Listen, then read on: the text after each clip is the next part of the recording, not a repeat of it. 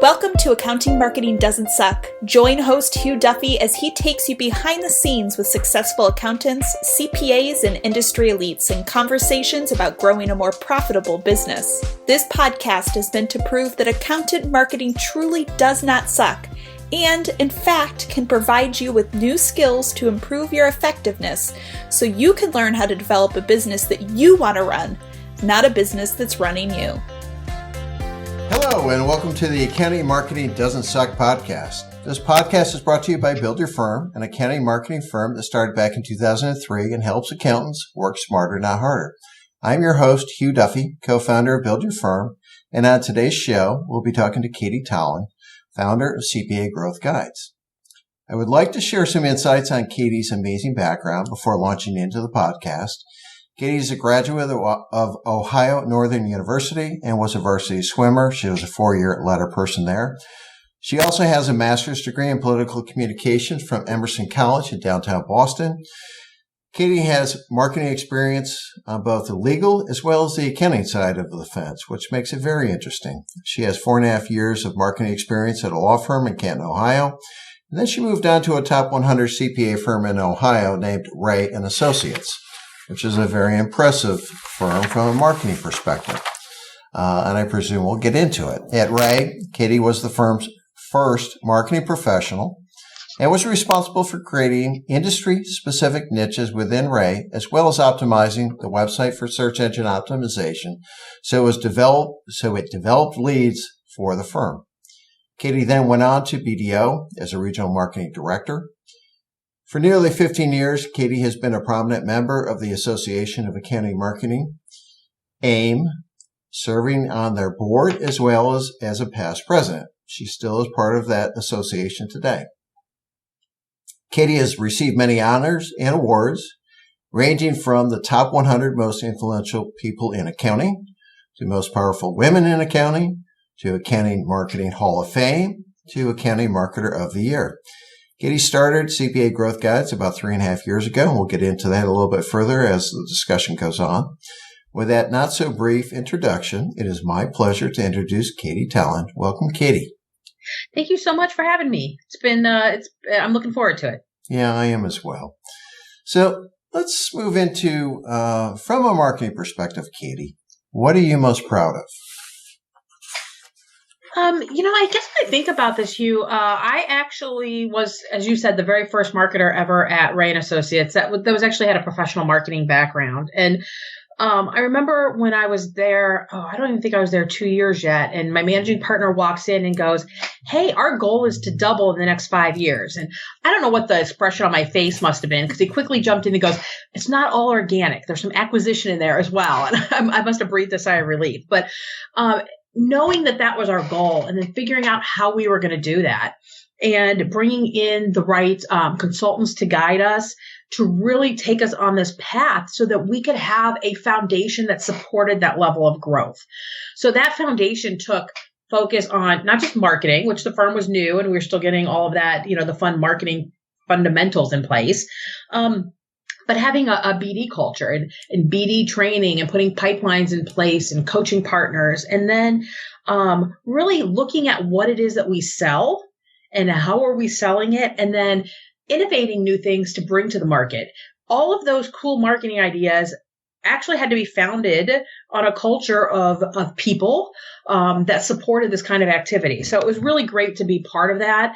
And after my 11 years there, to sit back and look at how much the firm changed over that time. And I'm sure they're continuing to do so today, because they actually built that culture that says, hey, we want to grow and we want to invest in our people and our clients and our communities, and we're going to do it. So that's probably what I'm most proud of, is just being part of something that made that substantial of a change in 10 years' time. You should be, because you did a great job there. I only know because I had another client locally, and I used to occasionally run into competing against you online. So usually it's not a large firm that does a great job online, but it was impressive, and I see that the website has continued to evolve as well and stay modern, which is interesting. So let's move into this, what you're currently doing. In your words, can you paint a picture for our listeners about what you're trying to accomplish at CPA Growth Guides? It's funny because I had somebody refer to me 2 years ago as the data geek, the data guru. And I thought back and I was like, I've really been talking about data before this was hot in the marketing world or in the business world as a whole. So I'm really trying to get CPA firms to look at the data. What does their market revenue tell them? What do we know about their marketplace? What do we know about their competitors? And actually use that data to drive strategy. It used to be that marketers and, we get around a table with some partners and they'd be like, what do you want to do this year? And people would throw some ideas out and, they'd be like, great, that's our marketing plan. Well, that's not how growth happens anymore. The way we've grown in the past is not how we grow today. And really it starts from having a solid strategy. And strategy stems from the data. We're in a profession that lives and breathes data. So really taking the data that we use on a daily basis, time and billing, that kind of stuff, and using it for insights about where we should go in the market. So that's what I'm really trying to do, is trying to help connect the dots so that firms out there know that the actions that they're taking are going to produce results. That's great. And what size firm is your sweet spot? Probably more than size, it's attitude. So I have worked with some very small firms that the leader of that firm knows that they want to grow and they need to grow to evolve, up to, top 100 firms as well. So I would say what I typically see are those firms somewhere between that $7 to $10, $15 million. They're really in that position today where they know that they've got to grow if they want to remain independent. If they want to have the depth within their organization to pass it on to that next generation of leaders. Or, maybe they need to look at another strategy, selling or whatever. But those that know that they need to grow and they want to stay independent are probably the ones, if they have that appetite to really do it, are the ones that I can help the best. And from a marketing perspective, you're clearly a big advocate of developing niches. We are as well. We typically work with much smaller firms, but can you elaborate on where this came from? Where did this idea of developing a niche and expertise come from in your background? So I think it's when I was at Ray, we had some of these niches, but I didn't really understand them. They were, in hindsight, I think they're what most firms do, and they just kind of say, oh, here are the businesses that we sell to, and so these are all the people that we serve. What I learned, and I actually learned from working with an outside consultant, Gail Crosley was who I worked with for many years, that to really drive revenue within a niche, you need to be invested. You need to be unique. You need to be different. You need to be properly positioned within that. And so really it was taking that knowledge and educating the people in the firm that just because we serve, 10 retail clients does not mean that we have a specialty and we have a niche in retail or whatever it is. And so I think, this really comes down to getting people to understand you've got to think smaller to get bigger. And I think that goes against who we are as human beings. It's like, oh, if I want to grow, I need to go be everything to everybody, but that's not how you grow. So, I think, as if you can be focused and spend your time wisely, we all have limited time and resources to spend on marketing. If you spend that on something that is smaller and easier to own, you're going to see greater results. Totally agree. So let's talk about some of the benefits that a CPA firm can realize by becoming the best at servicing a certain type of client and becoming an industry niche expert. I think the biggest thing they can really do is find their unique specialty. I was at an Association for Accounting Marketing, an AIM conference, and I don't even remember what speaker said it, but they talked about Gamut. And Gamut is give me one of those. And the big joke was, our partners are out at an event or they're come across something at their computers that their competitors are doing, and they suddenly come back to us and say, give me one of those. Well, that's not the right strategy. You don't want to be where everybody else is. I'm a big fan of the book Blue Ocean Strategies and going and finding that blue ocean water where there's no other competitors in. And so I think really when you think about what's best, about being an industry expert is let's go where somebody else isn't. I heard somebody talk once about, a specialty perhaps in funeral homes. Maybe there's a CPA firm out there doing it now, but off the top of my head, there probably aren't dozens of them. No. Compare that to the number of firms that are focusing on construction and manufacturing and the more generic general ones.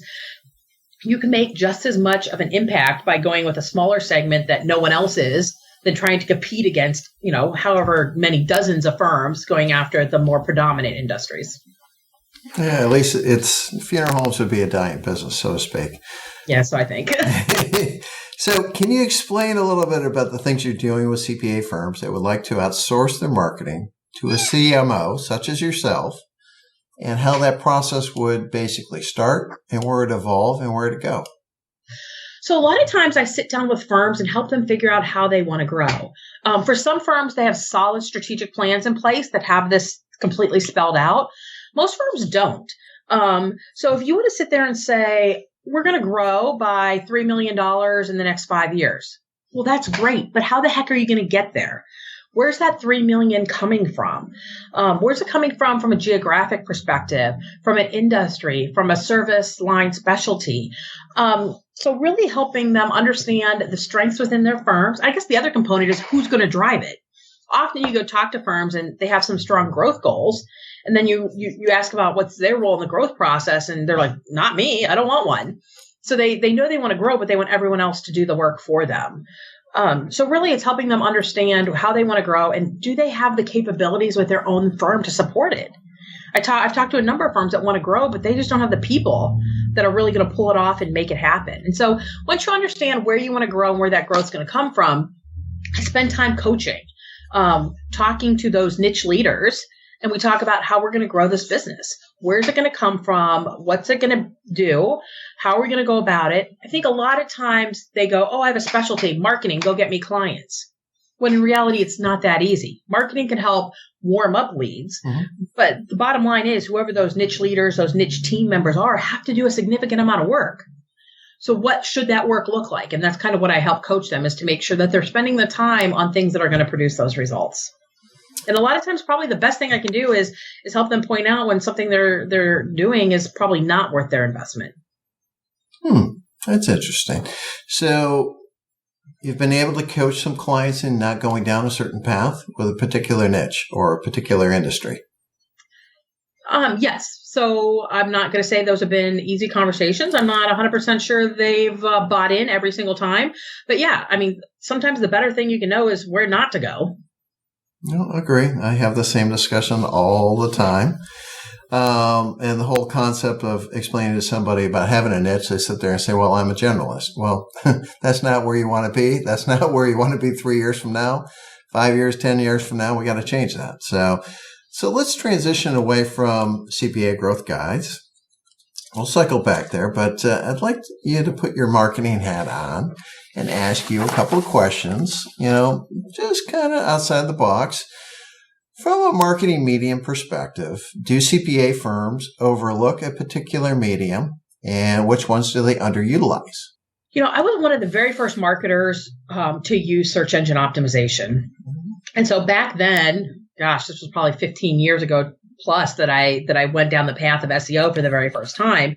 It was about what you actually put on your site and your links and, meta tags and all this coding on the back end. And while a lot of that is still relevant today, SEO has really evolved. There's now a quick tie-in to content. And I think firms are missing the connection between having the right content that's going to drive the leads that you want on the site.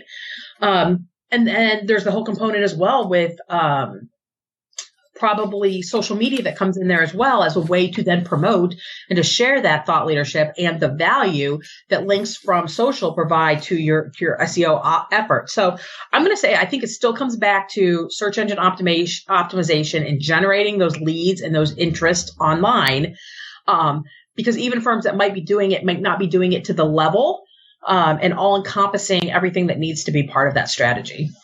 So if a firm was to go down and embrace content marketing, are there many CPA firms that have embraced it and supported it in the fashion that's needed?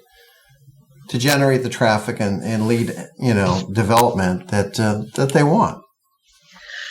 I think when it comes to that, original content is key. And there are some firms that are buying content, and bought content, purchase content can work if you rewrite it a certain percentage to make it your own. But I think firms are saying that they're embracing content marketing because they're buying content and just slapping it out there and sharing it with their clients, which is one benefit. It might not help with the SEO. It might help with some other marketing tactics that you're trying to accomplish. I think there are a number of firms that are embracing it. Probably few that are doing it right compared to the number who say that it's part of their strategy. Gotcha. And I would agree. From a marketing perspective, what fundamental mistakes do CPA firms make over and over and over again? They take action and they don't think about the strategy.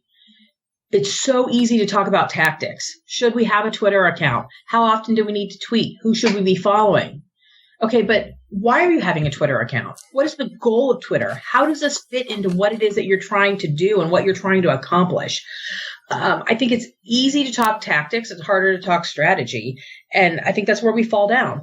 Firms don't want to take the time, in part because these are busy partners and they have limited time to spend on marketing. Mm-hmm. So they want to jump right into the let's roll up our sleeves and get something done. And they're missing that strategy setting to know that why we're doing something and that it's the right something for us. Totally agree. Outside of the firms you've been associated with, what CPA firms have done a top-notch job of marketing their firm, growing it, branding it, and developing a strategy? So there's a handful of firms that I go to, and I'm curious to see what they have going on. The first one is probably Armanino and my friend Lori Colvin. I'm always wanting to see, what she's doing. She's pretty cutting edge, staying on top of things. I also turn to Fried Maxick, Jennifer Hamburger up there. She's pretty cutting edge as well. A slightly smaller firm, it would be Beach Fleischman and Eric Myshak. Once again, a pretty top-notch marketer who, I think is on the cutting edge of marketing. And I turn to him as well to see what it is that he's doing. Three good examples. Within niche marketing, can you give our listeners an example of how a CPA firm can dominate a niche? We want to take a moment to thank today's sponsor, BizPayo, which is short for Business Payments Online. Maybe you've seen some of their advertising elsewhere or the feature article in Accounting Today. Here's why accountants across the country are big fans of BizPayo. BizPayo is an online system for sending out engagement proposals and then getting paid on autopilot. If you hate chasing existing clients for payment, then BizPayo is a tool you need to have in your arsenal. Here are some of the amazing reasons why BizPayo is so popular. BizPayo's engagement tool enables you to send out proposals and client agreements. Once approved by your prospective client, it enables you to get paid electronically going forward with less effort, so you don't need to chase clients for payment. BizPayo accepts recurring and one-shot payments online, both e-check, credit card, and debit card payments with less hassle. BizPayo enables you to get paid by credit card and debit card payments at $0 net costs. This is very different than PayPal, Intuit Merchant Services, and other payment systems that take a fee in excess of 3% of each payment to you. BizPayo enables you to recover those fees so you get paid for plastic charge card payments at $0 net cost. BizPayo also syncs with QuickBooks Online and QuickBooks Desktop, so all your payments are posted seamlessly. With BizPayo, there's no nickel and dime charges either. There's no equipment costs, no processing minimums, no PCI charges, and so on. So go to bizpayo.com, that's BIZPAYO.com, and get paid in full like you deserve.